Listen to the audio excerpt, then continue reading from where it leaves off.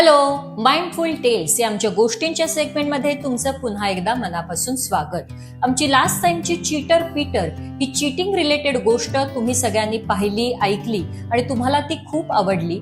आणि चीटिंग चुकीचं आहे हे मुलांना या गोष्टीमुळे कळलं, हे तुम्ही आम्हाला कळवल्याबद्दल मनापासून धन्यवाद. तर सुरुवात करूयात आजच्या गोष्टीला. आजच्या गोष्टीचं नाव आहे टेन्शन मतले साळू. आनंदवन जंगलात काही प्राणी असे होते जे आनंदवनात नव्याने राहायला आले होते. त्यातलाच एक प्राणी म्हणजे साळू. साळू साळींदर म्हणजेच पॉर्क्युपाईन. आई बाबांनी अचानक अरण्यनाथ जंगल सोडल्यामुळे साळू आता त्याच्या आई बाबांबरोबर आनंदवनात येऊन राहिला आणि तो सुद्धा इतर प्राण्यांसारखा ग्रीन सेफ शाळेत शिकायला लागला. आनंदवन जंगल, तिथले प्राणी, त्यांच्या सवयी, त्यांची ग्रीन सेफ शाळा हे सगळंच साळूला खूप नवीन होतं. त्यामुळे या सगळ्या नव्या गोष्टी आणि मित्रांसोबत जुळवून घेताना साळूची थोडी गडबड होत होती. मुळातच कोणत्याही छोट्याशा गोष्टीची खूप काळजी करणाऱ्या म्हणजेच टेन्शन घेणाऱ्या साळूचा स्वभाव हा फारच काळजी करणारा होता. म्हणजे काय तर साळूला सतत छोट्या छोट्या गोष्टींचं टेन्शन यायचं. आज काय आनंदवनात अचानक पक्ष्यांचा किलबिलाट वाढला, आलं साळूला टेन्शन. उद्या काय शाळेत गणिताची परीक्षा घेणार, हे ऐकूनच साळूच्या चेहऱ्यावर लगेच काळजी दिसायची.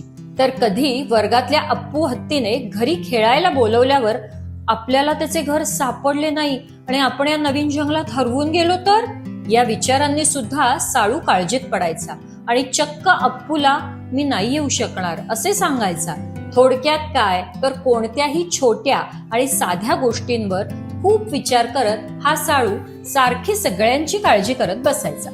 असेच एक दिवस शाळेत गेल्यावर मुस्तफा सिंह सरांनी सगळे प्राणी जागेवर आहेत हे पाहून आज आपण एक नवीन ऍक्टिव्हिटी करणार आहोत. मी वर्गातल्या प्रत्येक प्राण्याला एक वस्तू देणार आहे आणि तुम्हाला त्या वस्तूबद्दल थोडेसे तुम्हाला जमेल तसे बोलायचे आहे.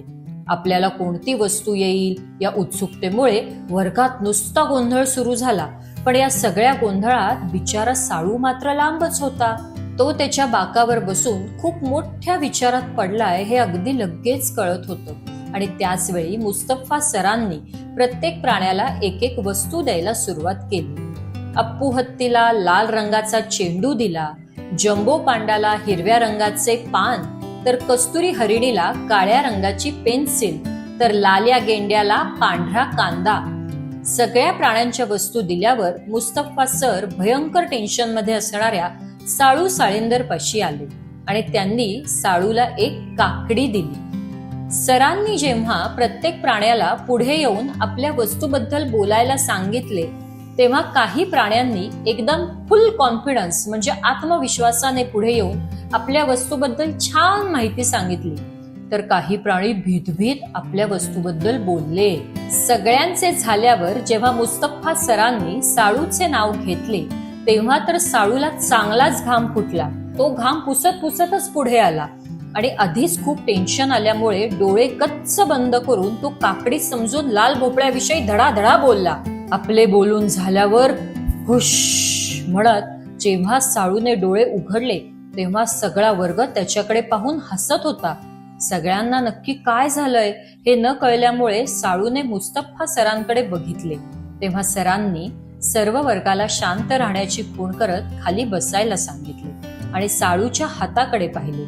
तेव्हा साळूला आपण टेन्शन मध्ये काय गोंधळ घातला हे चांगलेच लक्षात आले आणि तो खाली मान घालून रडवेला चेहरा करून त्याच्या जागेवर जाऊन बसला. तेवढ्यात शाळा सुटली आणि सर्व प्राणी घरी जायला निघाले. त्याच वेळी मुस्तफा सरांनी साळूला त्यांच्या टीचर्स रूम मध्ये यायला सांगितले.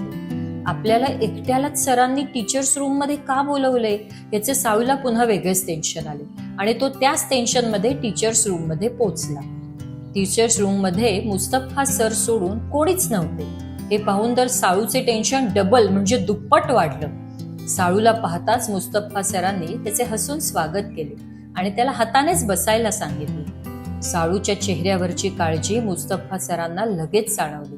त्यांनी पाण्याचा ग्लास साळूला देत बोलायला सुरुवात केली. बाळा साळू, तुला आज वर्गात एका वस्तूबद्दल बोलायचे याचे खूप जास्त टेन्शन आले होते हे समजले मला. आणि त्याच टेन्शनमुळे तू गडबडीत काकडीऐवजी लाल भोपळ्याची माहिती सांगून टाकलीस. पण बाळा, तुझ्या एक लक्षात आलं का? तुला लाल भोपळ्याबद्दल खूप छान माहिती आहे रे. अगदी भोपळ्याचा वेल असतो, संगीतामध्ये जो तंबोरा वापरतात तो भोपळ्याचाच असतो, इथपर्यंत भोपळ्याची अगदी इतकी छान आणि सुंदर माहिती आज तुझ्यामुळे तुझ्या सर्व वर्गमित्रांना कळाली. फक्त काय झालं ना, तू उगाचच जास्त विचार करून टेन्शन घेत बसला आणि कुठेतरी तुझ्या मनात लाल भोपळा होता, म्हणून तुझ्याकडून गडबडीत काकडीऐवजी लाल भोपळ्याची माहिती सांगितली गेली. तू माहिती छानच सांगितलीस. फक्त टेन्शन घेतले नसतेस तर तू काकडीची माहिती सुद्धा तेवढी छान सांगू शकला असतास. काही हरकत नाही, पुढच्या वेळी आपण पुन्हा प्रयत्न करूया. तुला एक गंमत सांगू का साळू? आपल्याला टेन्शन येणे बरोबर आहे, पण ते सारखे सारखे सगळ्या गोष्टींचे येणे हे जरा चुकीचे आहे.